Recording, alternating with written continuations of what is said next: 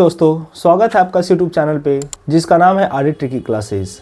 आज के वीडियो आप लोग के लिए बहुत धमाकेदार होने वाला है क्योंकि आज के वीडियो में हम लोग देखेंगे क्लास 10th और 12th के एग्जाम ओरिएंटेड टॉपिक उपसर्ग और प्रत्यय, जो कि आज एक ही क्लास में हम लोग पूरे उपसर्ग और प्रत्यय को समाप्त करेंगे। तो जो भी विद्यार्थी इस प्लेटफॉर्म पे नए हैं वो जरूर इस प्लेटफॉर्म को सब्सक्राइब कर ले और चैनल को शेयर करें और ज़्यादा से ज़्यादा उस वीडियो को लाइक करें। तो चलिए दोस्तों, बिना देर किए आज की क्लास को हम लोग शुरू करते हैं। आज का हमारा टॉपिक है उपसर्ग और प्रत्यय, जिससे एग्जाम में 3 से 4 या 4 से 5 नंबर के प्रश्न पूछे जाते हैं। ना कि सिर्फ 10th और 12th के एग्जाम में, बल्कि जो भी कॉम्पिटिटिव एग्जाम है जिसमें हिंदी पूछे जाते हैं उन सभी में उपसर्ग और प्रत्यय से प्रश्न पूछे जाते हैं। तो चलिए दोस्तों शुरू करते हैं। सबसे पहला, उपसर्ग क्या होता है? उपसर्ग मीन्स क्या होता है? पहले उपसर्ग के बारे में जानेंगे, फिर हम लोग प्रत्यय के बारे में जानेंगे। ठीक है। उपसर्ग किसे कहते हैं? उपसर्ग जिसको इंग्लिश में बोला जाता है प्रीफिक्स। इंग्लिश में क्या बोला जाता है? प्रीफिक्स। इंग्लिश में प्रीफिक्स बोलते हैं उपसर्ग को, और प्रत्यय को बोलते हैं सफिक्स। क्या बोलते हैं? सफिक्स बोलते हैं। ठीक है। ये हो गया हमारा प्रीफिक्स और ये हमारा हो गया सफिक्स। ठीक है। कहता है उपसर्ग क्या कहता है? वैसा शब्दांश जो किसी शब्द के प्रारंभ में लगकर, प्रारंभ में लगकर उसका अर्थ बदल दे, उसे हम लोग क्या कहते हैं? उपसर्ग कहते हैं। उपसर्ग किसे कहते हैं? उपसर्ग वैसा शब्दांश है जो किसी शब्द के प्रारंभ में लगकर उसका अर्थ बदल दे, उसे हम लोग उपसर्ग कहते हैं। और प्रत्यय जैसे इसका उल्टा होता है, जो हम लोग आगे पढ़ेंगे। ठीक है ना। प्रत्यय अंत में लगता है प्रत्यय, और पहले जो लगता है उपसर्ग। ठीक है। जैसे आप एग्जाम्पल के माध्यम से समझ सकते हैं। जैसे देखिए यहां पर क्या लिखा है? असत्य। क्या लिखा है? असत्य। अब ये असत्य तब बना होगा, असत्य मीन्स क्या होता है? गलत। असत्य मीन्स क्या होता है? गलत या झूठ बोल सकते हैं हम लोग। ठीक है। अब देखिए असत्य तब बना होगा जब हम सत्य में क्या जोड़े हैं? अ जोड़े हैं। जब हम सत्य में क्या जोड़े हैं? अ, तो ये क्या बना दिया? असत्य। पहले तो सत्य मीन्स होता है सही, लेकिन उसके पहले मैंने लगा दिया अ, तो असत्य हो गया। तो असत्य मीन्स क्या हो गया? गलत या झूठ हो गया। हो गया कि नहीं? तो अर्थ बदला है कि नहीं? अर्थ बदल गया कि नहीं? शब्दों का अर्थ बदल गया। सत्य का अर्थ होता है सही, और असत्य लगा दिए तो क्या हो गया? गलत या झूठ हो गया। तो शब्दों का अर्थ बदल गया। तो इसमें कौन सा हमारा उपसर्ग है? क्या अ लगने से ही तो अर्थ बदला है, तो अ हमारा इसमें क्या हो जाएगा? उपसर्ग हो जाएगा। क्या हो जाएगा? उपसर्ग हो जाएगा। ठीक है। दूसरा एग्जांपल आप देखिए, अभिमान। अभिमान, अभिमान में दो शब्द है, एक है अभि और दूसरा है मान। एक है अभि और दूसरा है मान। देखिए अभि और प्लस में मान। मान मिस होता है इज्जत या प्रतिष्ठा, इज्जत प्रतिष्ठा होता है मान मिस, लेकिन इसके पहले मैंने लगा दिया अभि। अभि जोड़ने से ये क्या बन गया? घमंड बन गया। क्या बन गया? घमंड। अभिमान। ठीक है ना। अभिमान हो गया उसके अंदर। तो अभिमान, तो अभिमान में कौन सा उपसर्ग है? तो अभी। तो अभी लगने से ही तो अर्थ बदला है ना, तो ये हमारा अभी हमारा इसमें क्या हो जाएगा? उपसर्ग हो जाएगा। ठीक है। पूरा डिटेल में आगे हम लोग समझेंगे। ठीक है। यहां क्या कहता है? इस नोट पॉइंट पे आपको ध्यान रखना है। नोट पॉइंट क्या कहता है? उपसर्ग का अपना अर्थ होता है। Very important line. कहता है उपसर्ग और प्रत्यय में से किसका अपना अर्थ होता है, किसका अपना अस्तित्व होता है? तो क्या बोलेंगे? उपसर्ग का। उपसर्ग का अपना अर्थ होता है। जैसे देखिए, जैसे ये सत्य था बाबू, ये क्या था? सत्य। जब इस सत्य में हम अ को जोड़े तो क्या बन गया? असत्य। यानी इस अ का अर्थ क्या होता है? नकारात्मक या निषेध। इस अर्थ का अ का अर्थ क्या है? नकारात्मक। और याद करिए कि नकारात्मक और निषेध वाला कौन सा समास में हम लोग पढ़े थे? नए समास में। कौन सा समास में? क्या नए समास में पढ़े थे? बिल्कुल पढ़े थे। ठीक है। तो ये नकारात्मक या निषेध का अर्थ देता है ये अ, इसीलिए सत्य मिस सही होता है, अ लगने से गलत बन जाता है, असत्य बन जाता है, यानी कि गलत हो जाता है। ठीक है। तो इसीलिए यहां पर कहा गया लाइन कि उपसर्ग का अपना अर्थ होता है। उपसर्ग का अपना अर्थ होता है, लेकिन प्रत्यय का अपना अर्थ नहीं होता है। प्रत्यय का अपना अर्थ नहीं होता, याद रखिएगा। क्या कहता है निचला लाइन? क्या कहता है? उपसर्ग पहचानने के लिए, उपसर्ग पहचानने के लिए आप मूल शब्द को अलग करिए। मूल शब्द को अलग करिए। जैसे देखिए आप इस असत्य में देखिए, मूल शब्द क्या है? सत्य।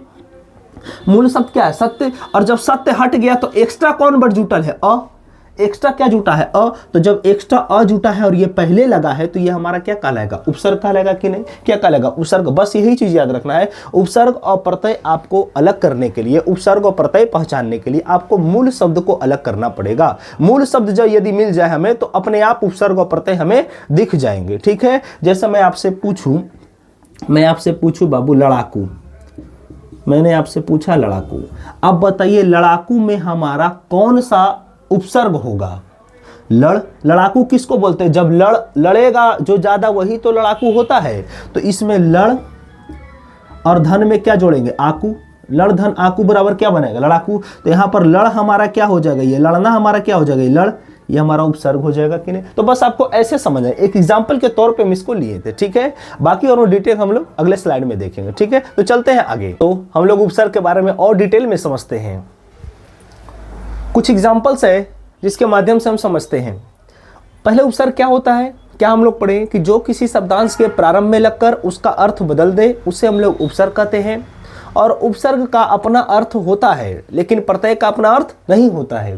जैसे आप ये 3 एग्जाम्पल से देख सकते हैं। देखिए, मूल शब्द हार यहाँ भी है, मूल शब्द हार यहाँ भी है और मूल शब्द हार यहाँ भी है। हार मीन्स हार जाना, जो हार जाता है उसको हम लोग हार बोलते हैं, यानी जो पराजय हो जाता है। हार हार हार, देखिए हार तीनों में है, लेकिन इसके पहले यहाँ क्या लगा है, प्र, यहाँ क्या लगा है, आकर, यहाँ क्या लगा है, उ।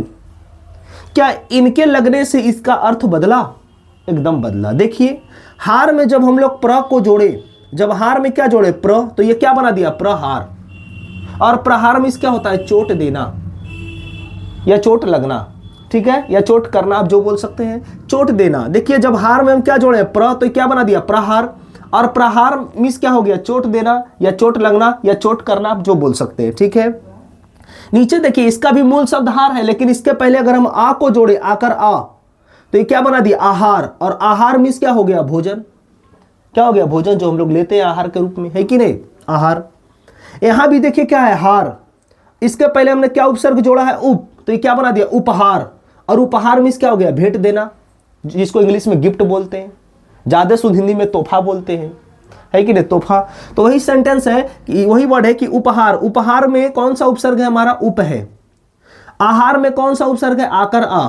प्रहार में कौन सा उपसर्ग है, प्र, ठीक है। तो इसीलिए कहा जाता है कि उपसर्ग का अपना अर्थ होता है और प्रत्यय का अपना अर्थ नहीं होता है, ठीक है। उपसर्ग जब हम किसी शब्दांश के प्रारंभ में जोड़ते हैं तो उसका अर्थ बदल जाता है, जैसे आप इन तीनों एग्जाम्पल के माध्यम से देख सकते हैं, ठीक है। उम्मीद करते हैं आपको समझ में आया होगा। और नीचे चलते हैं, उपसर्ग के हिंदी में उपसर्गों की संख्या की अगर बात करें तो 10 होती है।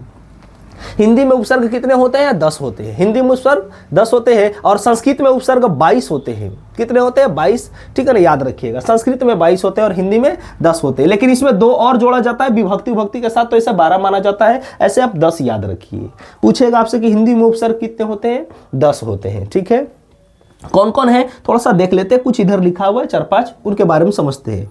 एक अन, अ बोलो या अन बोलो, इन दोनों अ और अन, इसका मतलब क्या होता है, पहले आप ये बताइए कि अ का मतलब हम क्या बताए थे नए समास में, निषेध होता है, बिल्कुल होता है। तो अ या अन का मतलब निषेध होता है या नकारात्मक होता है, निषेध या फिर नकारात्मक। जैसे देखिए, पढ़, पढ़ मतलब बाबू की जो पढ़ता है उसको पढ़ बोलते हैं।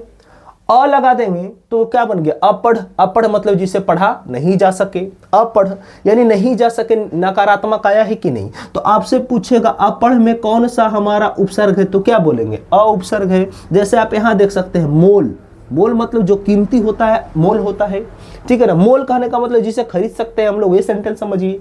और अनमोल मतलब जो अनोखा, यूनिक हो गया, अनमोल। तो आप देखिए, मोल में क्या जोड़े हैं, अन, तो ये क्या बना दिया, अनमोल बना दिया, ठीक है। जैसे बाबू मैंने लिखा पढ़, और मैं इसके पहले जोड़ा अन, तो ये क्या बना दिया, अनपढ़।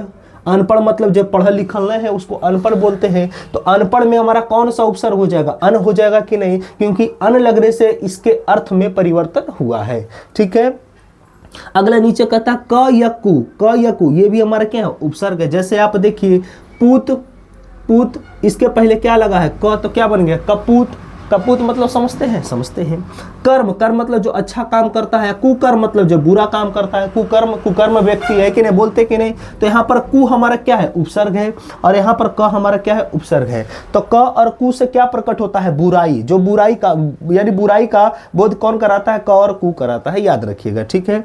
सु या स, सु या सा, ये दोनों इसके मतलब होते हैं साथ। सु या सा लगाए तो साथ। जैसे बाबू पूत, इसके पहले लगा दिए, क्या बन गया, सपूत, सपूत।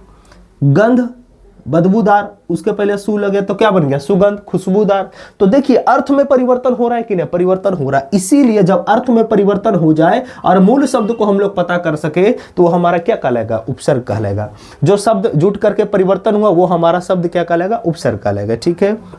जैसे नी से भी इसका मतलब भी निषेध ही होता है। नी का मतलब क्या होता है, निषेध। जैसे देखिए, डर, जकर अंदर डर है लेकिन नी लगा दिया तो बन गया निडर। निडर मतलब जकर अंदर डर नहीं है।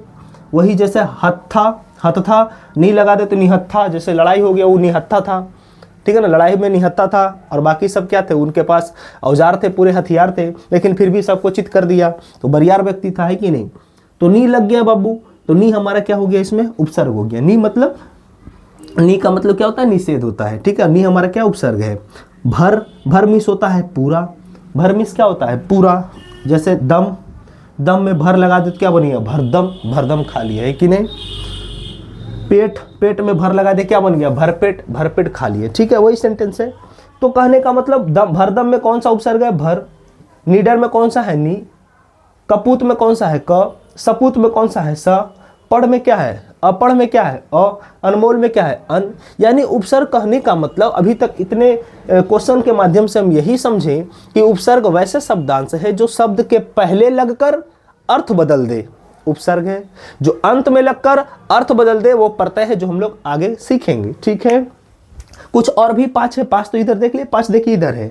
अध, अध भी हमारा उपसर्ग होता है, अध। दू, दू भी हमारा क्या है, उपसर्ग है। बीन, बीन भी हमारा उपसर्ग है। उन भी हमारा उपसर्ग है। और अ और अब, ये दोनों एक ही में, अ या अब, ये भी हमारा क्या उपसर्ग है। जैसे गुण, गुण में अब लगा दे क्या बना दिया, अवगुण। अवगुण मतलब जिसके पास गुण न है या कोई दोष होगा, अवगुण है, ठीक है। तो अवगुण, अवगुण में हमारा कौन सा उपसर्ग है, अब उपसर्ग है, ठीक है। उम्मीद करते हैं कि आपको उपसर्ग समझ में आए होंगे। चलते हैं हम लोग प्रत्यय, प्रत्यय क्या है समझते हैं। हम लोग चलते हैं प्रत्यय, प्रत्यय क्या कहता है समझते हैं, प्रत्यय के बारे में समझते हैं। उपसर्ग के बारे में हम लोगों ने पढ़ लिया, उपसर्ग पहले लगता है और प्रत्यय कहाँ लगता है, अंत में। इसको इंग्लिश में क्या बोलते हैं, सफिक्स। क्या बोलते हैं, सफिक्स बोलते हैं इंग्लिश में। इंग्लिश में सफिक्स बोलते, और प्रीफिक्स किसको बोलते हैं, उपसर्ग को बोलते हैं, जिसके बारे में हम पहले ही जाने थे। प्रत्यय क्या कहता है, वैसा शब्दांश जो किसी धातु, जो किसी धातु या अन्य शब्द के अंत में लगता है, उसे क्या कहते हैं, प्रत्यय कहते हैं। लगकर उसका अर्थ बदल दे उसे हम लोग क्या कहते हैं, प्रत्यय। जैसे समझिए, अब ये धातु क्या है, क्या साइंस वाला धातु है, धातु अधातु धातु, नहीं। इस धातु का मतलब होता है क्रिया। इस धातु का मतलब क्या होता है, क्रिया। यह धातु क्या होता है समझिए, धातु होता है क्रिया का मूल रूप। क्रिया का मूल रूप, क्रिया का मूल रूप हमारा क्या होता है, धातु। क्रिया का मूल रूप क्या कहलाता है, धातु कहलाता है। कैसे समझिए, जैसे बाबू मैंने लिखा पढ़ना, मैंने क्या लिखा, पढ़ना। अब बताइए, पढ़ना हमारा क्रिया है कि नहीं, बिल्कुल पढ़ना क्रिया है। और पढ़ना बना कैसे है, जब हम पठ में ना कर ना को जोड़े हैं, जोड़े हैं कि नहीं। पठ में जब ना कर ना को जोड़े हैं क्या बनाया है, पढ़ना बनाया है। लिखना में, लिख में जब ना कर ना को जोड़े हैं तो लिखना बनाया है, ठीक है ना। गाना में, गा में जब ना कर ना को जोड़े हैं तो गाना बनाया है, ठीक है। ये सारे वर्ड जो है आपको याद रखनी है। तो पढ़ में जब ना को जोड़ेंगे तो क्या बनाएगा, पढ़ना। तो ये जो ना है ना, ये ना हमारा एक्स्ट्रा वर्ड है। मूल शब्द क्या है, पठ। मूल शब्द क्या है, पठ। तो इसी शब्द को, इसी मूल शब्द को हम लोग क्या कहते हैं, धातु कहते हैं। तो क्रिया के मूल रूप को हम लोग क्या कहते हैं, धातु, याद रखिएगा। तो वही कहता है कि वैसा शब्दांश जो किसी धातु या अन्य शब्द के अंत में लगकर उसका अर्थ बदल दे, उसे हम लोग क्या कहते हैं, प्रत्यय कहते हैं।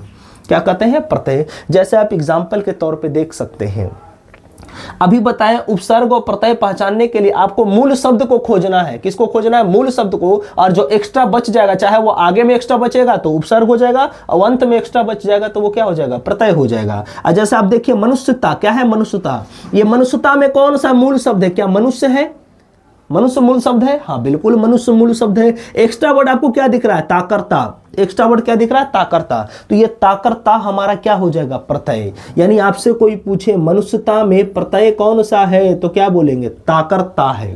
क्या है, ताकरता। और उपसर्ग तो मनुष्य हम लोग जान ही रहे, पहले लगा हुआ है। पागलपन, पागलपन की अगर बात करें तो पागलपन में एक तो पागल है, दूसरा क्या है, पन है, ठीक है। एक्स्ट्रा वर्ड आपको कौन सा लगा दिख रहा है, पन। और पन कहाँ लगल है, अंतिम में। अगर यह पहले लगल रहता तो उपसर्ग हो जाता कि नहीं, अब अंतिम में लगल है तो क्या है, प्रत्यय हो गया। मोटा मोटी तरीके से समझ रहे हैं हम लोग अपने लैंग्वेज में, ठीक है। तो पन की अगर बात करें, पन कहाँ लगा है, अंत में। तो अंत में लगता है वो क्या कहलाता है, हमारा प्रत्यय कहलाता है। और जो पहले लगता है वो क्या कहलाता है, उपसर्ग। तो पागलपन में अब बताइए प्रत्यय कौन सा है, तो पन हो जाएगा कि नहीं, ठीक है। बहुत बढ़िया, उम्मीद करते हैं समझ में आ रहा होगा, ठीक है। यहाँ ये ध्यान रखने योग्य ये बातें हैं, जैसे हम लोग उपसर्ग में पढ़े थे कि उपसर्ग का अपना अर्थ होता है, लेकिन प्रत्यय का अपना कोई अर्थ नहीं होता, कोई अर्थ नहीं होता है, ठीक है। अब आप बताइए, पागल में जब हम पन को जोड़े हैं तो क्या बनाया, पागलपन। ठीक है, अब पागल आदमी ही तो पागलपन करता है, पागल आदमी तो पागलपन करता है कि नहीं, बढ़िया आदमी रहेगा तो पागलपन करेगा नहीं। मनुष्य में जब ता को जोड़े क्या बना दिया, मनुष्यता। क्या ता का कोई अर्थ है, कोई अर्थ नहीं है। क्या पन का कोई अर्थ है, कोई अर्थ नहीं है। इसीलिए कहा जाता है कि प्रत्यय का अपना कोई अर्थ नहीं होता। ये सब बस एक्सटर्नल वर्ड है, एक्सटर्नल शब्द है जो हम लोग जोड़ रहे हैं, तो ये हमारा अलग शब्द बन रहा है। ठीक है, अलग शब्द। जैसे मनुष्यता, मनुष्य का विशेषण होता मनुष्यता, पागल का विशेषण होता पागलपन। ठीक है, तो ये सब विशेषण बना रहा है। ठीक है, तो ही कहता है कि प्रत्यय का अपना कोई अर्थ नहीं होता है, ये आपको याद रखना है। ठीक है, तो आपसे पूछेगा उपसर्ग और प्रत्यय दोनों में से किसका अपना अर्थ नहीं होता है, प्रत्यय का। किसका अपना अर्थ होता है, उपसर्ग का। ठीक है, तो चलते हैं दोस्तों और आगे हम लोग प्रत्यय के बारे में समझते हैं। तो प्रत्यय के बारे में और डिटेल में समझते हैं। क्या कहता है, अभी तक हमने जाना प्रत्यय किसे कहते हैं। प्रत्यय वैसा शब्दांश है जो किसी शब्द के अंत में लगकर उसका अर्थ परिवर्तन कर दे, प्रत्यय कहलाता है। प्रत्यय का कोई अर्थ नहीं होता है, उपसर्ग का अर्थ होता है। इसके आगे प्रत्यय के भेद होते हैं। प्रत्यय के दो भेद होते हैं। कितने भेद, दो भेद। आपसे पूछेगा प्रत्यय के कितने भेद, जब आप क्लास 10th में पढ़े होंगे तो संस्कृत में, तो उसमें पता होगा कि प्रत्यय के संस्कृत में 3 भेद होते हैं। भेद है, 2 भेद है। सबसे पहला कृत प्रत्यय और दूसरा है तद्धित प्रत्यय। पहला है कृत प्रत्यय और दूसरा है तद्धित प्रत्यय। आपसे पूछेगा प्रत्यय के कितने भेद, 2 भेद। कृत प्रत्यय, तद्धित प्रत्यय। कृत प्रत्यय क्या होता है, धातु के अंत में जुड़ने वाला प्रत्यय, यानी जो प्रत्यय धातु के अंत में लगता है, यानी धातु के साथ लगने वाला प्रत्यय को क्या कहते हैं, कृत प्रत्यय कहते हैं। और धातु के बारे में हम लोग पिछले स्लाइड में देखे थे, क्या देखे थे कि धातु वैसे शब्दांश है जो क्रिया के मूल होते हैं, यानी क्रिया के मूल रूप को हम लोग क्या कहते हैं, धातु कहते हैं। जैसे पढ़ना का पठ हो गया, लिखना का लिख हो गया, खेलना का खेल हो गया, वैसा रे। तो देखिए एग्जाम्पल के तौर पे धातु क्या है हमारा, खेल। खेल में मैंने जोड़ा क्या, औना। खेल में मैंने जोड़ा औना, तो क्या बना दिया, खिलौना। क्या बना दिया, खिलौना। और धातु के अंत में लगने वाले प्रत्यय से जो शब्द बनते हैं उसको कृदंत बोलते हैं। क्या बोलते हैं, कृदंत। आपको याद रखना है। ठीक है, जैसे यहाँ पर खेल में हमने क्या जोड़ा, औना जोड़ा, तो क्या बना दिया, खिलौना। और खिलौना हमारा क्या है, कृदंत प्रत्यय है। कौन सा प्रत्यय है, कृदंत प्रत्यय। ठीक है, तद्धित प्रत्यय दूसरा क्या है, तद्धित प्रत्यय। धातु के अंत में लगने वाले प्रत्यय कृदंत प्रत्यय कहलाते, याद रखिए, जिसको कृत प्रत्यय कहते हैं। दूसरा है तद्धित प्रत्यय। तद्धित प्रत्यय क्या कहता है, समझिए। एक एग्जांपल और है चिल। चिल मतलब चिल्लाना। चिल्लाना में अगर हम आहट को जोड़ देंगे क्या बना देगा, चिल्लाहट। और चिल्लाहट में कौन सा प्रत्यय है, आहट प्रत्यय है। खिलौना में कौन सा प्रत्यय है, औना।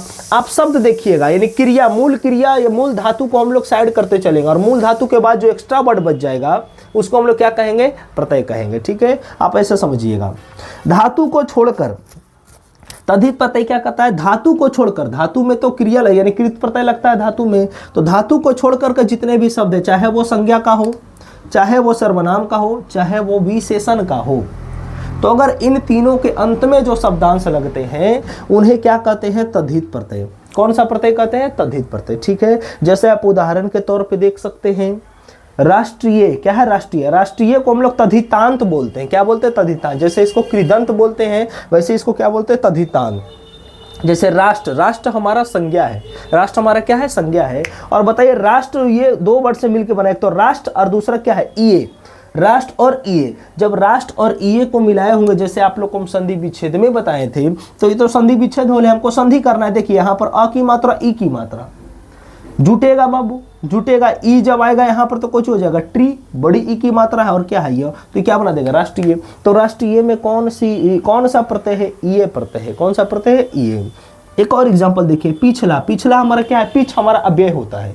ये पिछ हमारा क्या है, ये अव्यय है, अव्यय। ठीक है, याद रखिए।